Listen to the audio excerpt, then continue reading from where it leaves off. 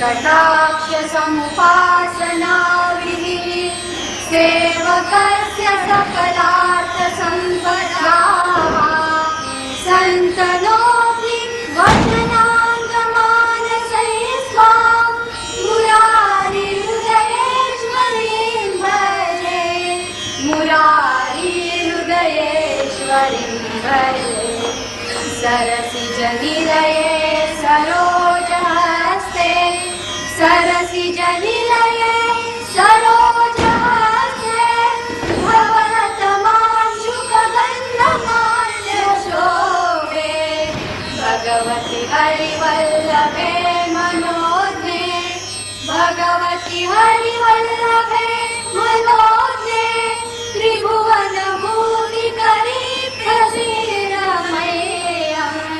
त्रिभुवनभूतिकरी प्रसीदमह्यं त्रिभुवनभूतिकरी प्रसीदमह्यम्।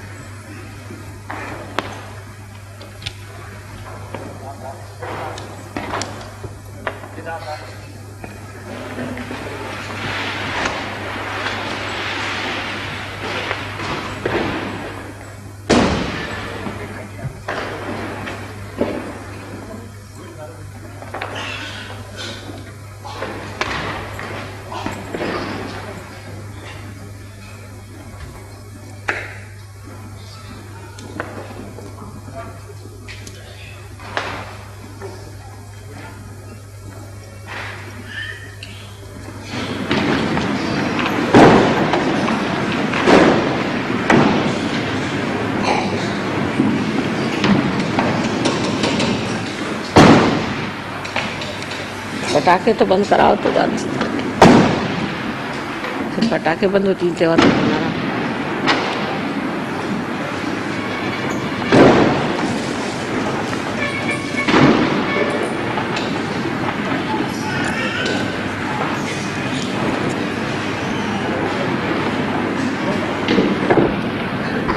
दिवाली के इस शुभ अवसर पे हम लोग यहाँ इस पुण्यपट्टनम में पधारे हैं।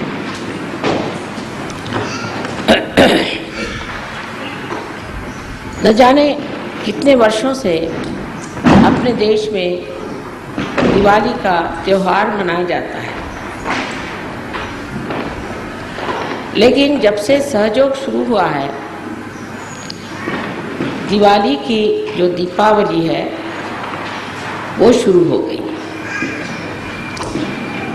दिवाली में जो दीप जलाए जाते थे वो थोड़ी देर में बुझ जाते, फिर अगले साल दूसरे दीप खरीद के उसमें तेल डालकर उसमें बाती लगाकर दीपावली मनाई जाती थी। इस प्रकार हर साल नए नए दीप लाए जाते थे। दीप की विशेषता ये होती थी कि पहले उसे पानी में डाल के पूरी तरह से भिगो लिया जाता था, फिर सुखा लिया जाता था, जिससे दीप जो है तेल पूरा न पी ले। और काफी देर तक वो जलता है। लेकिन जब से सहयोग शुरू हुआ है तब से हम लोग हृदय की दिवाली मना रहे हैं। हृदय हमारा दीप है। हृदय में बाती है, शांत है और उसमें प्रेम का तेल डाल करके और हम लोग दीप जलाते हैं। इस तेल को डालने से पहले इस हृदय में जो कुछ भी खराबियां हैं उसे हम पूरी तरह से साफ धो करके सुसज्जित कर लेते हैं। ये प्रेम जब हृदय में स्थित हो जाता है तब उसको हृदय पूरी तरह से अपने अंदर शोषण नहीं कर लेता। जैसे पहले कोई आपको प्रेम देता है, माँ देती है प्रेम, बाप देते हैं प्रेम, और भी लोग आपको प्रेम देते हैं, उस प्रेम को आप लोग अपने अंदर शोषित कर लेते हैं। जो प्यार पति से मिला, पत्नी से मिला, वो आपके रोम रोम में छा जाता है और वो अपने ही तक सीमित रहता है। उसका प्रकाश औरों को नहीं मिलता। एक अगर माँ अपने बच्चे को प्यार करती है तो वो उस बच्चे तक और उस माँ तक ही सीमित रहता है। कभी कभी इसके बड़े विपरीत भी परिणाम निकल आते हैं। कोई माँ अगर अपने बच्चे को जरूरत से ज्यादा अगर प्यार करती है तो बच्चा कभी कभी बुरा बर्ताव करता है, उसके व्यवहार में शुष्कता आ सकती है, दुष्टता आ सकती है, वो माँ को तंग कर सकता है, उसका अपमान कर सकता है। या कोई बच्चा अपनी माँ के प्रति बहुत ज़्यादा जागरूक हो तो हो सकता है कि उसकी माँ उस पर हावी हो जाए, उसके सर पे सवार हो जाए। इसी प्रकार एक पति पत्नी में भी जो प्रेम होता है वो अगर संतुलन से हट जाए, लेन देन में फर्क पड़ जाए तो उसके अनेक विपरीत परिणाम होते हुए देखे गए हैं।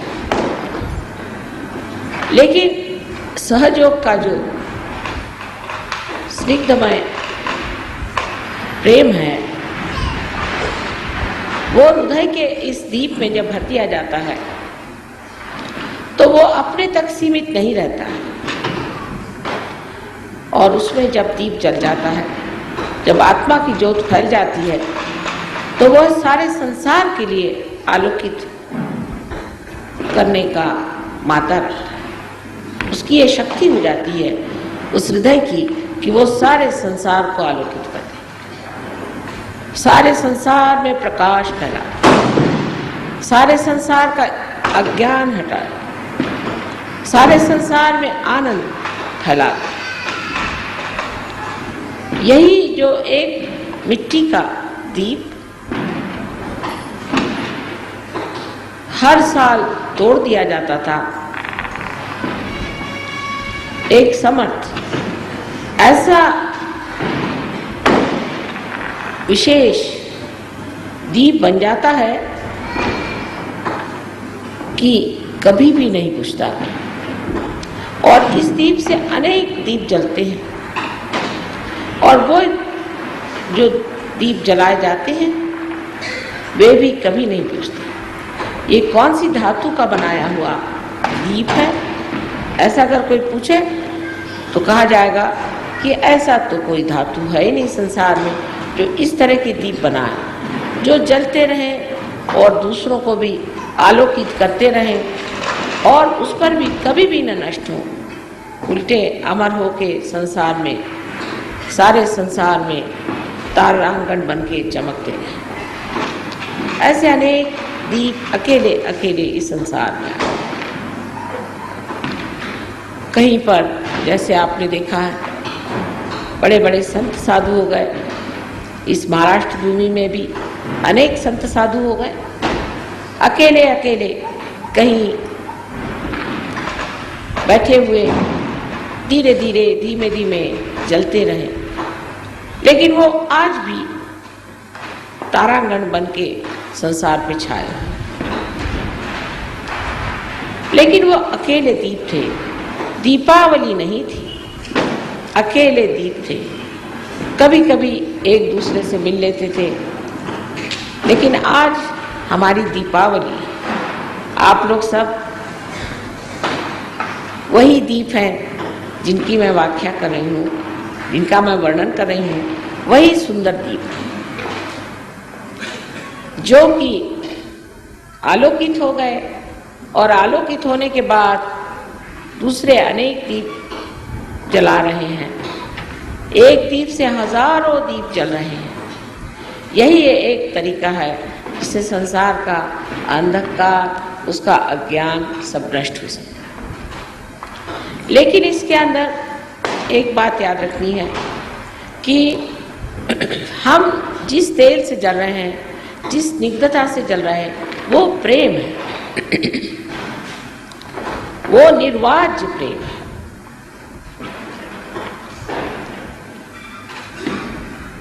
वो निरपेक्ष प्रेम है। वो प्रेम किसी से चिपकता नहीं, वो कोई अभिलाषा नहीं रखता,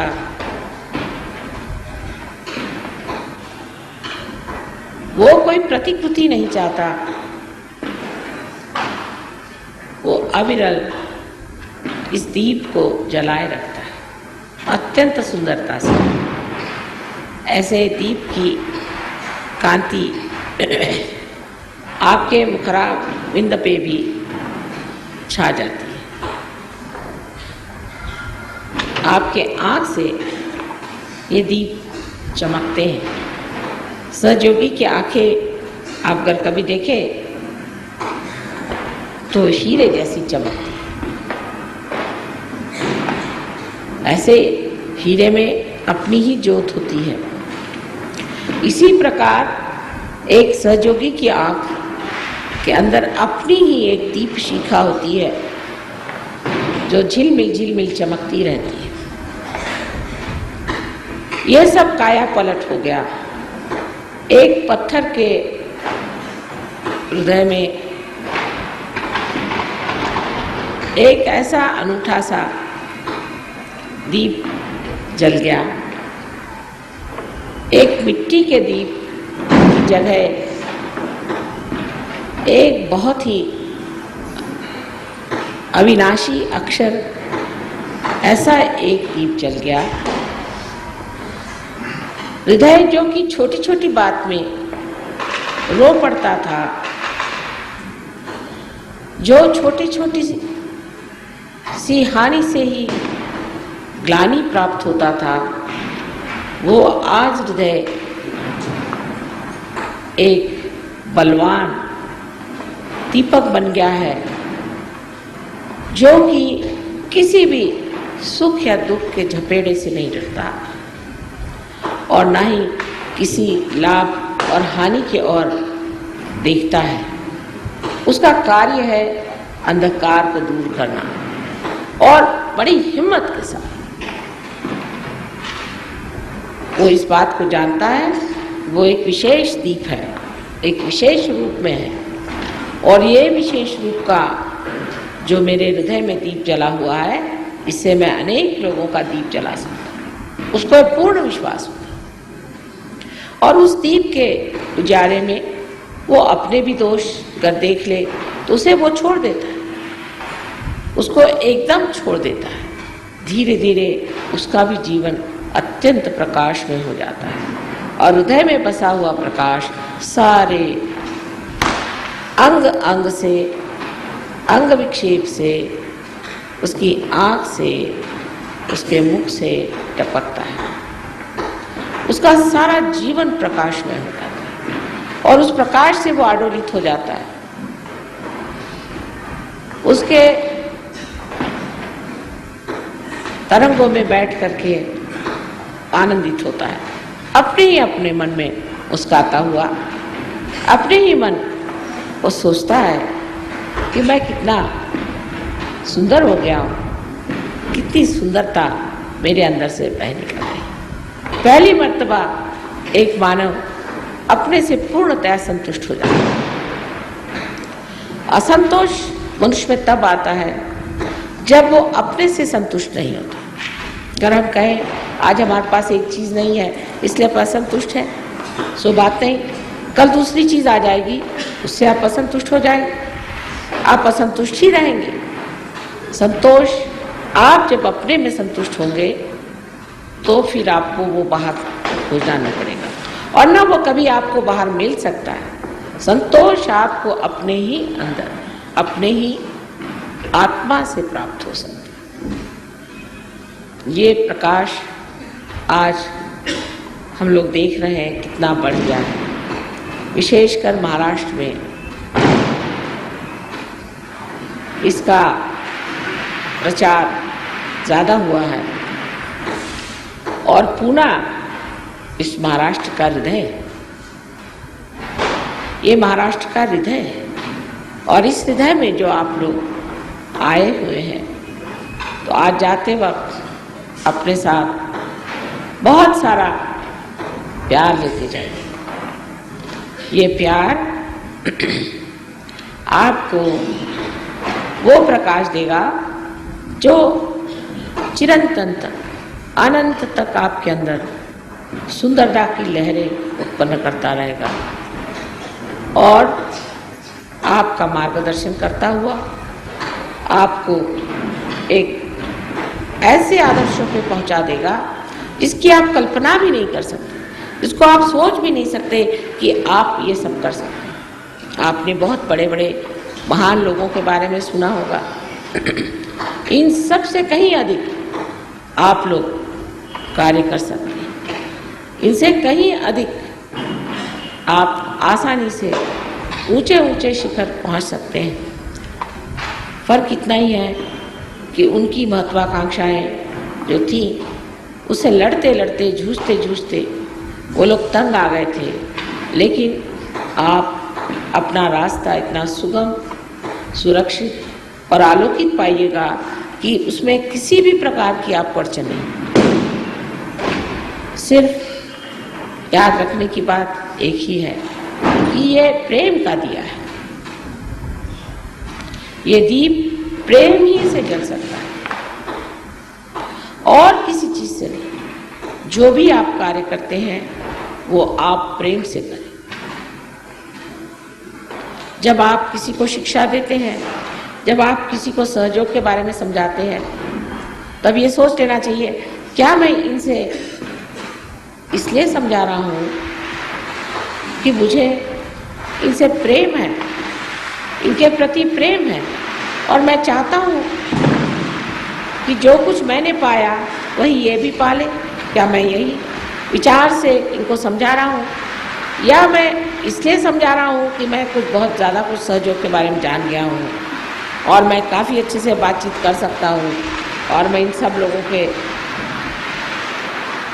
बुद्धि पर छा सकता हूँ।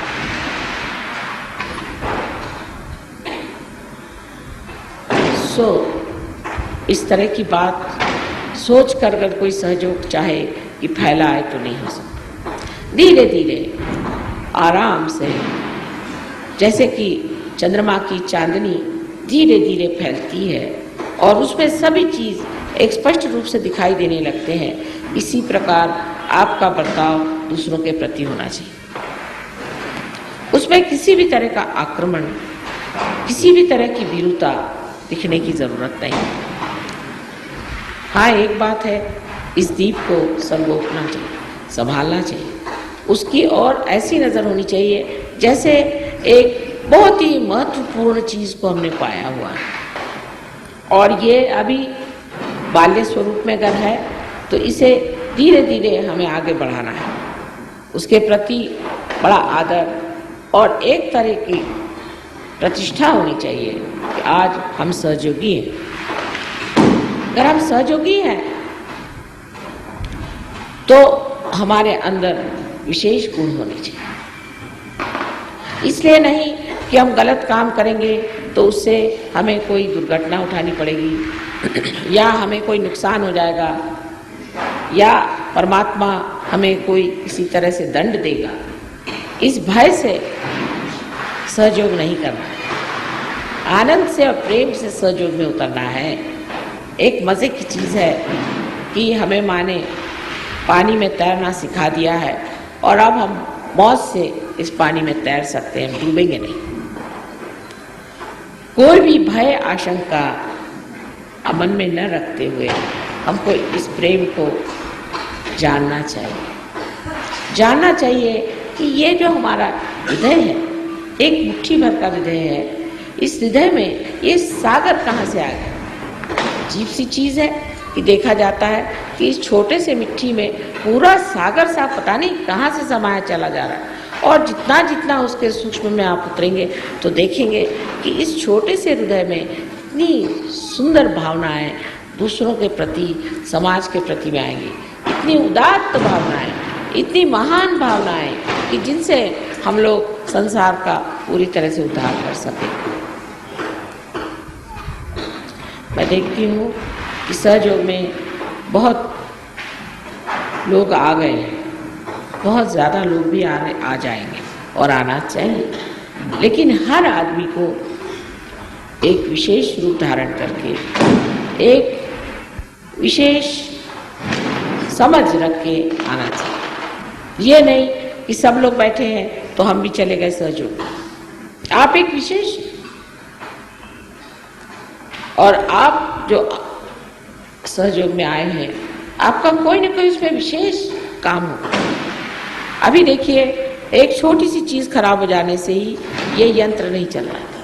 इसका हर एक छोटा छोटा पुर्जा भी कितना महत्वपूर्ण है। इसी प्रकार हर इंसान जो भी सहयोग में आता है, वो स्त्री हो या पुरुष हो, अत्यंत महत्वपूर्ण है। और हर को चाहिए कि हम अपनी तबीयत ऐसी रखें जिससे हमारी जो यह यंत्रणा है, जो परमात्मा ने यंत्रणा बनाई है, वो ठीक से चल पड़े। हमारे जीवन की ओर लक्ष्य देना चाहिए कि हमने अपने जीवन में जो गलतियां की हैं और जिस तरह के हमने अपने अंदर षड्रिपु इकट्ठे किए हुए थे, वो एक एक करके छोड़ देना चाहिए। वो बहुत ही आसान है, क्योंकि अब आप अपने अंदर बसे हुए सांप को देख सकते हैं। जब तक प्रकाश नहीं था, आपने हाथ में सांप पकड़ लिया था, जैसे ही प्रकाश आ गया सांप गिर जाता। आप जैसे ही अपने को देखना शुरू करेंगे, इसी सुंदर प्रकाश में आप वो भी देख सकते हैं कि जो आपकी सुंदरता है, और वो भी देख सकते हैं जो आपकी कुरूपता है। उस कुरूपता को एकदम से ही छोड़ देना चाहिए। आज छोड़ेंगे, फिर कल छोड़ेंगे, फिर कोशिश करेंगे, ऐसे आधे लोगों से ये काम नहीं होना।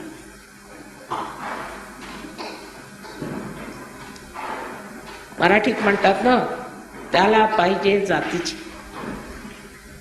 आणि जात कोणची तर सहयोगाची। आपली एकच जात आहे, आपली जात एक आहे। असं म्हणतात, या देवी सर्वभूतेषु जाती रूपेण संस्थिता। सगळ्यांच्या मध्ये आहेत जाती, अनेक जाती आहेत। देवीने अनेक जाती केल्या। एक अशी जात आहे की जे लोक परमेश्वराला विचारत सुद्धा नाही, ती एक जात आहे, जाऊ दे। दुसरी एक जात आहे जी नेहमी परमेश्वराच्या विरोधात असतात, ती एक जात आहे, जाऊ दे। तिसरी एक जात आहे ज्यांना भलते धंदे जास्त आहेत आणि परमेश्वर नको, तेही आहेत, जाऊ दे। असेही लोक आहेत की जे परमेश्वराच्या नावावर नुसते कर्मकांड करत बसले, अनेक जन्म केले आणि अजूनही करतच आहेत, त्यांचं तेही सुटत नाही। किती सांगितलं तरी सुटत नाही, जाऊ दे, तेही आहे। त्याहून असेही लोक आहेत की जे खरोखर परमेश्वराला शोधत आहेत, ज्यांची बुद्धी त्या बाबतीत अगदी शुद्ध आहे, आणि स्पष्ट रूपाने त्यांना दिसतंय की परमेश्वर मिळवणं म्हणजे काय. हे लोक आपल्या जातीतले, आपल्या जातीत येऊ शकतात. प्रत्येक माणसाशी सहयोग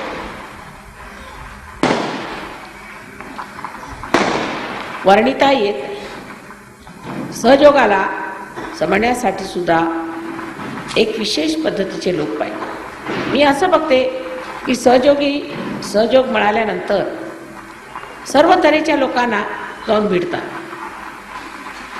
काही श्रीमंत माणसं असतात, माताजी ते फार श्रीमंत आहेत, तुम्हाला भेटायची इच्छा आहे. बरं मग पुढे काय? ते म्हणतात की आम्हाला एकदा माताजींना भेटून द्या. मग त्यांना काय पाहिजे? काही नाही, ते भेटायला म्हणतात. मी म्हणते की अहो राहू देत, त्यांना अजून थोडंसं कमवू द्या. लोकांना समजत नाही असं कसं माताजी म्हणाले एवढे श्रीमंत आहेत. कारण त्या लायकीचे नाहीत. ते पैसे आले म्हणून लायकी येत नाही. दुसरे लोक आले म्हणे फार मोठे पॉलिटिशियन आहे, तुम्ही भेटा. म्हटलं दुरून नमस्कार, मला वेळ नाही. मग आजची एक साधी बाई आली तर माताजी उठून आल्या भेटायला. ते असं कसं? अहो ते तुम्हाला साधं दिसतं, ते सामान्य दिसतं, तेच आम्हाला असामान्य वाटतं. त्याला आम्ही तरी काय करणार? आमचं जसं डोकं आहे तसंच आम्ही चालणार आहोत की नाही? तसंच सहयोगाचं सुद्धा डोकं असायला पाहिजे. बेकारच्या लोकांच्याकडे आपला वेळ दवडू नये. जी मंडळी परमेश्वराला शोधत आहे आणि जी परमेश्वराच्या चरणी जायला, लीन व्हायला तत्पर आहेत, अशाच मंडळींकडे जावे.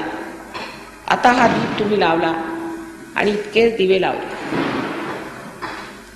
पण एखाद्या समजा दारुड्या माणसाला दिवा दाखवला किंवा ज्याला भूत लागली आहे तशा माणसाला दिवा दाखवला तर तुम्हालाच खायला द्यावे.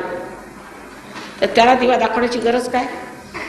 जगात असे पुष्कळ लोक आहेत जे खरोखर जाणतात की ते अंधकारात आहेत आणि त्यांना परमेश्वराला भेटायचं. पण असेही पुष्कळ लोक आहेत की जे नुसतं देवाला कशासाठी भेटायचं, तर आम्हाला काहीतरी त्याच्यातनं भौतिक लाभ झाला म्हणजे बरोबर. आता सांगायचं म्हणजे असं की भौतिक लाभ होतो त्याबद्दल शंका आहे. आज जे आपण लक्ष्मीपूजन इथे मानलेलं आहे त्याला हेच कारण आहे की जी पुण्याची अलक्ष्मी आहे त्याला तोंड दिलं पाहिजे, त्याच्यावर मात केली पाहिजे. त्याच्याशिवाय पुण्यातली, त्या पुण्यभूमीतली अलक्ष्मी जाणार नाही. त्यातलं मुख्य कारण काय असलं पाहिजे बरं? अलक्ष्मी असण्याचं मुख्य कारण म्हणजे पुण्याला जितके मारुती आहेत आणि जितके गणपती आहेत तिथे इतके लोक जाऊन बसलेले आहेत, या सगळ्यांची आधी उचलबांगडी केली पाहिजे. हे लोक जे मध्ये देवाच्या नावावर बसून पैसे खातात आणि तुमच्या डोक्याला टिळे लावतात, ते टिळे लावणं बंद केलं पाहिजे. तर मोठं कठीणच काम दिसतं मला ते आहेच. पण सहयोगात इलाज आहेत ह्या लोकांची, अनेक इलाज. ते इलाज आपण केले पाहिजे, शिकलं पाहिजे. पण हे लोक इथे बसून सगळ्यांचे आज्ञाचक्र खराब करतात. त्या आज्ञाचक्रावरून प्रहार करून जो मनुष्य जागरूक असेल त्याला सुद्धा नष्ट करतात. तेव्हा हे ते अगदी साधे दिसणारे लोक आहेत, ह्या लोकांच्याकडे लक्ष दिलं पाहिजे. ज्या देशामध्ये हे असले लोक कार्यान्वित असतात त्या देशामध्ये गरिबी येते. कारण हे सगळी प्रेतविद्या आणि स्मशानविद्या ह्याची कार्य करत असतात. बसतात देवाच्या देवळात, त्यांना देवाची काही भीती नसते. देवाच्या देवळात बसून स्मशानविद्या आणि प्रेतविद्या करतात. कलकत्त्याला मी गेले तर तिथली स्थिती बघून मला वाटलं आता इथे सहयोग होतो की नाही हो. जो मनुष्य आला त्याला बघते तर काही ना काहीतरी बाधा. गरिबी म्हणजे इतकी आलेली आहे कलकत्त्याला, इतकी गरिबी आहे की एखादं उजाडलेलं मोठं गाव असावं आणि असे अनेक गावं मिळून एखादा जर प्रांत तयार केला, ती कलकत्त्याची स्थिती. तर त्या लोकांना मी विचारलं की का बाबा तुमचं असं कसं, तुम्ही कुठे गेले ते का? हो म्हणे आम्ही दीक्षित आहोत. तिथे दीक्षित म्हणे, दीक्षित सगळी मंडळी दीक्षित, इथून तिथवर सगळे दीक्षित लोक. म्हणून मग दुःखी लोक असणार दीक्षित बरोबर. पण त्यांना सांगायची सोय नाही की बाबा हे जे तुम्ही दीक्षितपणा करताय हे बरोबर नव्हे. हे लोक सगळे उपट सुरू आहेत. बरं नुसते पैसे घ्यायचे असले तर हरकत नाही, पण त्याशिवाय जे नाना प्रकार ते करतात ते म्हणजे अत्यंत जालिम. प्रत्येक देवस्थानी असा गोंधळ असतो. प्रत्येक देवस्थानी तुम्ही ते मग जेरुसलेमला जा, नाही तर मक्क्याला जा, आणि नाही तर महालक्ष्मीच्या देवळात जा. प्रत्येक ठिकाणी हे प्रकार आपण करतो, त्यांनी अलक्ष्मी येते. लक्ष्मीचं असं आहे, इकडनं बाधा आली आणि ती तिकडनं चालली बाहेर. दुसरी गोष्ट व्यसन. व्यसनांच्या अधीन असल्यावरती लक्ष्मी कधीही घरात राहणार. असं म्हणतात तिकडून बाटली आली की तिकडून बाई चालली बाहेर. नुसतंच बाटलीच नाही, अनेक तऱ्हेची आपल्याला व्यसन आहे. आता सहयोगानं सर्व व्यसनं सुटतात, ही गोष्ट खरी आहे. थोडीशी जर अशी मेहनत जर केली तर सर्व व्यसनं सुटतात. जर व्यसन असली तर लक्ष्मी तर जाणारच आणि यश सुद्धा कधी आयुष्यात येणार नाही. तुमचं जे यश आहे ते सुद्धा संपुष्टात येणार. लक्ष्मी गेल्याबरोबर राजलक्ष्मी गेली, गृहलक्ष्मी गेली. कोणत्याही नादाला जर मनुष्य लागला, कोणत्याही मोहाला जर मनुष्य बळी पडला तर लक्ष्मी उठते घरात. ती घरात टिकणार नाही. तुम्ही किती दिवाळ्या लावा आणि किती दिवे लावा, पण ती काही आत येणार नाही. कारण तुम्हाला दिसत नाही काय ते घरात, तिला दिसतं तेव्हा ती बाहेरची बाहेरच राहणार. तुम्ही कितीही मेहनत केली, कितीही लक्ष्मीची आरती केली, काही सुक्त म्हटली, काय केलं, काही फायद्याच नाही. उलट सांगणारे जे आहेत त्यांची खिसे भरायला लागतो. हे करा ते करा, त्यातच तुमची सगळी स्थिती होणार. तेव्हा पहिल्यांदा आपल्यामध्ये असे काही जे विचार आहेत, ज्यांनी आपण ह्या अशा लोकांच्याकडे जातो किंवा जे वाममार्गाकडे जातो, ते विचार आपण टाकून दिले पाहिजे. आता तुम्ही असं म्हणाल की माताजी तुकारामांच्याकडे काही लक्ष्मी नव्हती, असं कसं? तुकाराम काही श्रीमंत नव्हते असं तुम्ही म्हणाल.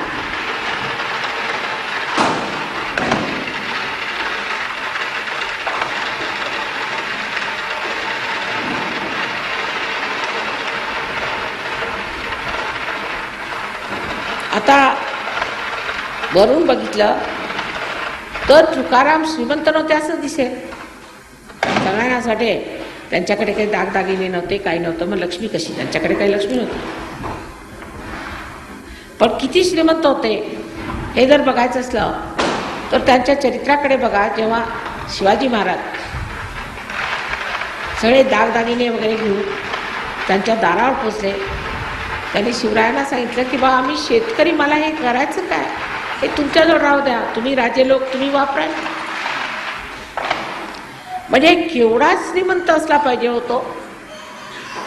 आपल्याकडे असा एखादा श्रीमंत बघा जो फार मोठा श्रीमंत असेल, त्याला जर तुम्ही एखादा दागिना द्यायला गेलाय तर त्याला मोह येईल की नाही?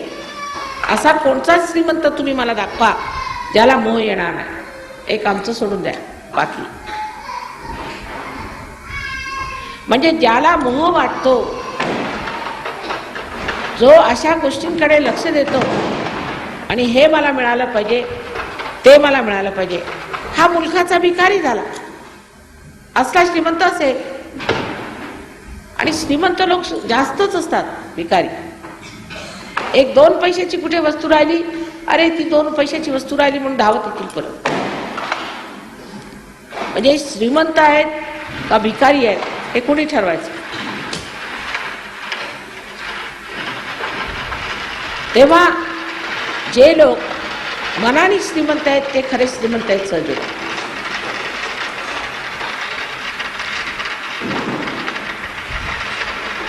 ज्या लोकांच्या घरी जावं, तिथे घरात काही नसलं तरी सुद्धा प्रेमाने, माताजी आमच्याजवळ जे आहे ते एवढंच आहे, आम्ही तुमच्यासाठी काही केलं नाही, थोडी भाकरी आहे घेता का. केवढं श्रीमंत वाटतं ते. जे घरात होतं नव्हतं ते आणून पुढे ठेवलं. ते प्रेमाने गोडपणाने खायचं. त्यात खरी श्रीमंती त्याची दिसून येते की जे आहे ते सगळं काही आणून पुढे ठेवलेलं. तेच एखाद्या श्रीमंताच्या घरी जा, म्हणजे अर्धे म्हणजे बंद करून ठेवते. बघा आमच्याकडे तुम्ही घेता का चहा, घेत असले तर घ्या, नाही तर ठीक आहे, नसेल घेत तर परत. हे कसले श्रीमंत. त्या शबरीने जी बोर आणून श्रीरामाला दिली, काय रामाला काही खायला नव्हतं काय. त्या बोरांचं त्यांनी जे एवढं महत्व केलं त्याच सिद्ध होतं की ही एवढी श्रीमंत ही शबरी पाहुणचाराला आली तर तिच्या श्रीमंतीचा मान ठेवून त्यांनी तिची उष्टी बोरं खाल्ली. ही अशी श्रीमंती जी आली ती खरोखर लक्ष्मीची श्रीमंती. पैसा असो वा नसो, मनुष्य श्रीमंत असू शकतो, आपल्या बादशाहीत राहू शकतो. पण चला सहजोगात तेही बनाय. तुम्हाला कुणी आम्ही शबरी स्थितीला देत, सहजोगात लक्ष्मी ही मिळणारच, म्हणजे अगदी लक्ष्मीच ही सगळ्यांना मिळणार, त्याबद्दल शंका नाही.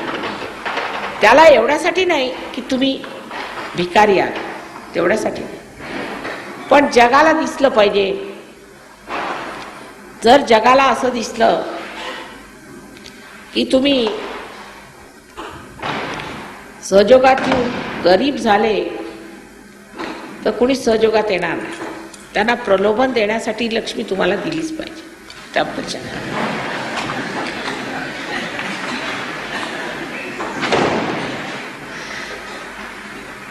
त्याशिवाय ह्या आंधळ्यांना दिसायचं नाही, म्हणून लक्ष्मी दिलीच पाहिजे आणि मिळणार.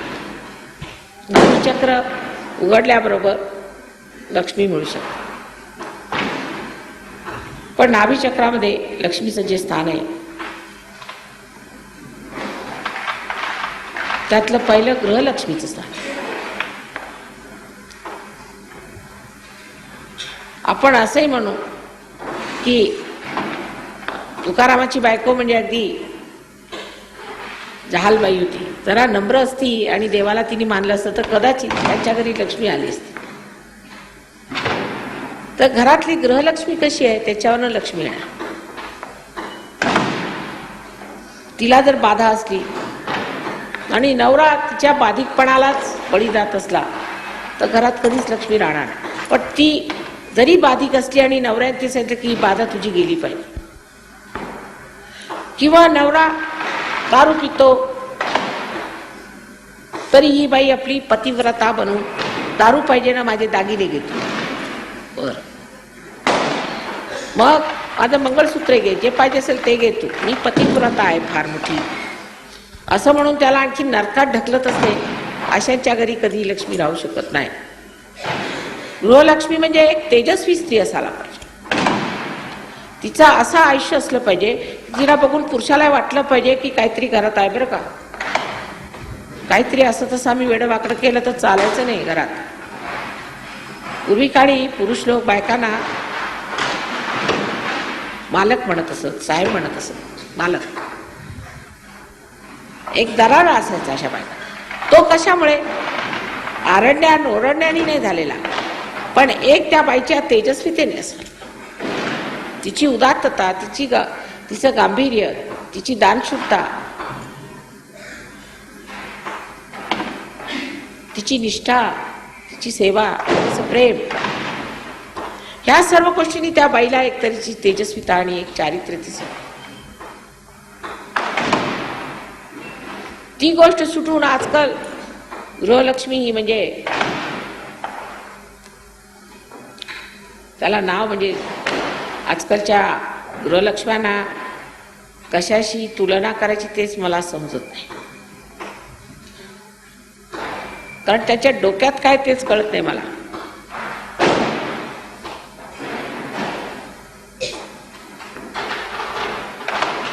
नवऱ्याला किंवा घरच्या मुलांना, सासू सासऱ्यांना सगळ्यांची सेवा केली पाहिजे, हे कबूल. पण त्याचा अर्थ असा नव्हे की त्यांच्या घाणेरड्या गोष्टी किंवा त्यांच्या मुखासारख्या गोष्टी त्याला मान्यता द्यायची, किंवा त्यांना खुश करण्यासाठी वाटेल ते काम करायचं, वाटेल त्या मार्गाने जायचं, वाटेल तसं वागायचं. मग नवरा आहे माताजी, मग काय झालं, नवराच आहे असं का? नवरा आणि तुम्ही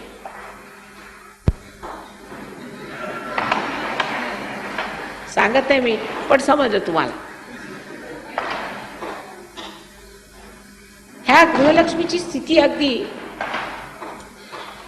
एखाद्या कमळासारखी असायला पाहिजे. कमळ हेच गृहलक्ष्मीचं स्थान, म्हणजे नेहमी पाण्यावर, सुगंधित, अत्यंत नाजूक आणि लक्ष्मीला संबंध आधार अशी असणारी ही कमळासारखी व्यक्ती असायला पाहिजे. ती राजलक्ष्मी असायला पाहिजे. म्हणजे दारोदार भीक मागणे, आता आज द्या तुमची साडी मला नेसायला बरं होईल, म्हणजे कुठे निघाल तुम्ही, नाही मला दाखवायचंय लोकांना, किंवा कोणत्याही प्रकारची खोटी घमेंड,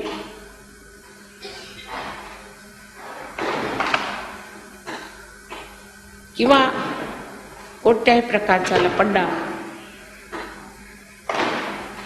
त्याची एक आढ्यता, त्याची एक ऐट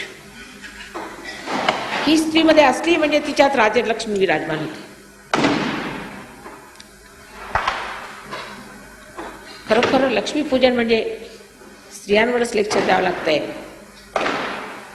असं तुम्हाला वाटत असेल, पण तशी गोष्ट नाही. तिसरी म्हणजे गजलक्ष्मी. गजलक्ष्मी म्हणजे आपल्या ज्या गणपती आहेत, गणपतीचं जे विशेष स्वरूप आहे म्हणजे तो अत्यंत निष्पाप, तसा निष्पाप असायला. त्याला अत्यंत तीक्ष्ण बुद्धी असून सुद्धा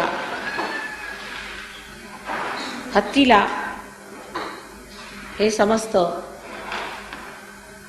की चांगलं काय आणि वाईट काय. सुबुद्धी म्हणजे अगदी तल्लख आहे त्याची. चालताना सुद्धा धावत पळ चालणार नाही. पुष्कळशा बायकांना मी बघते त्या बायकासारख्या चालतच नाही, घोड्यासारख्या चालत. आणि एवढी धावपळ, हे धावरे, हे धावरे, ते धावरे. मला परवा कुणीतरी प्रश्न विचारला की लहान मुलांना ब्लड कॅन्सर कसा होतो. म्हटलं त्यांच्या आईला जाऊन बघा, ती धावपळी असेल. धावपळ करणाऱ्या बायका ज्या आहेत त्यांच्याकडे गजलक्ष्मी असू शकत नाही. पण त्याचा अर्थ असा नाही की काही करायचंच नाही. जे करायचं ते सुबक आणि सुंदरतेने करायचं. एवढा मोठा हत्ती आहे, पण त्याला सुद्धा जेव्हा लक्ष्मीला हार घालायचा असतो तर सोंडेत व्यवस्थित घेऊन अगदी गळ्यात कसा व्यवस्थित घालतो आणि जरा सुद्धा कुठे स्पर्श होतो. ही सुबकता, त्याला सुगड गृहिणी म्हणतात, ती आला पाहिजे.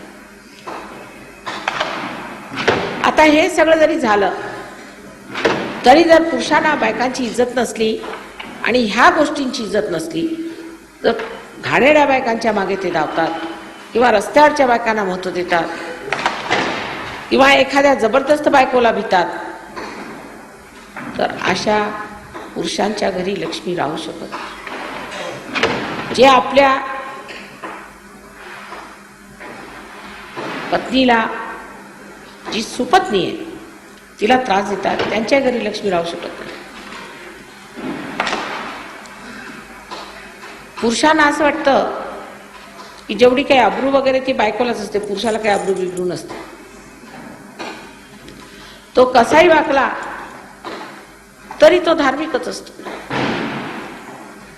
त्याला असं वाटत नाही की धार्मिक आहे, दुसऱ्यांच्याकडे वाईट नजरेने पाहणं असं पुरुषाला वाटतच नाही. म्हणजे रिअलायझेशनच्या आधी. सहयोगानंतर तुमचे डोळेच असे फिरतात उलटे की तुमच्या डोक्यातच ह्या विचार येत नाहीत. हे मोहाचे विचारच येत नाही, असेच डोळे फिरतात. म्हणजे ह्या सगळ्या लक्ष्म्या तुमच्यामध्ये जागृत झाल्या.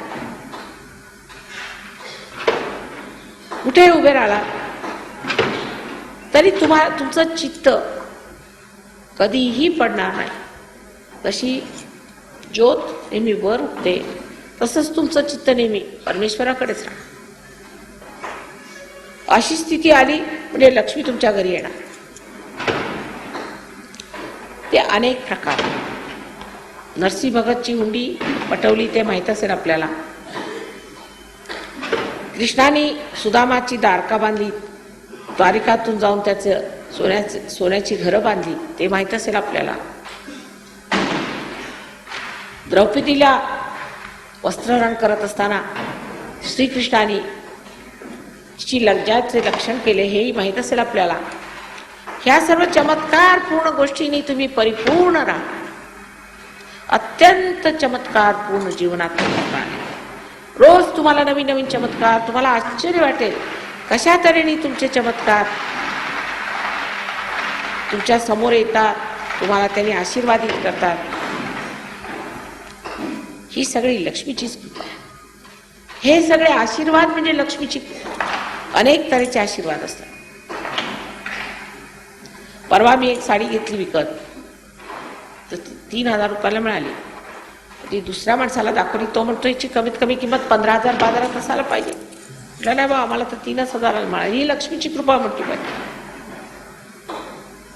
पण दुसरा येऊन सांगतो माताजी बघा माझ्याजवळ पैसे नव्हते, असं ठरवलं की गणपती पुळ्याला यायचं, तर कसं काय येणार, माझं पैसे नव्हते. तर लगेच टपालानी पत्र आलं की बा तुझे एवढे पैसे वाचले होते ते तुला परत पाठवले. ही सगळी एक पैशाच्या दृष्टीने झाली. पण तशा अनेक आहे. तुमची तब्येत खराब झाली, तुम्ही म्हटलं माताजी माझी तब्येत खराब झाली, झालं उद्या ठीक. अहो कसं काय झालं, डॉक्टर म्हटलं असं कसं शक्य आहे, आम्ही विश्वासच करत नाही. कसं झालं, ही लक्ष्मीची कृपा.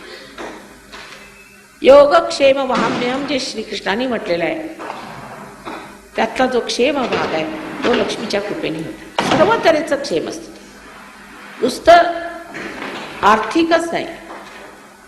जर आर्थिक असलं, समजा तुमची तब्येत ठीक नसली तर डॉक्टर सर्व तुमचं आर्थिक घेऊन जाणार. सर्व तऱ्हेने प्रत्येक तऱ्हेचं क्षेम घटित होतं आणि त्याची सगळी गोळाबेरीज म्हणजे तुमच्यामध्ये महालक्ष्मी तत्व जागृत. आणि महालक्ष्मी तत्व म्हणजे परमेश्वरामध्ये रममाण होण्याची इच्छा. महालक्ष्मी म्हणजे हे सर्व जे काय मिळालेलं आहे हे मिळालं. आता माताजी आम्हाला कळलं आहे परमेश्वराचा आमच्यावर हात आहे, आम्ही परमेश्वराच्या साम्राज्यात आलो. पण अजून आम्हाला थोडंसं कमी वाटतंय. काय कमी वाटतं, अजून आम्ही कुणाला दिलं नाही.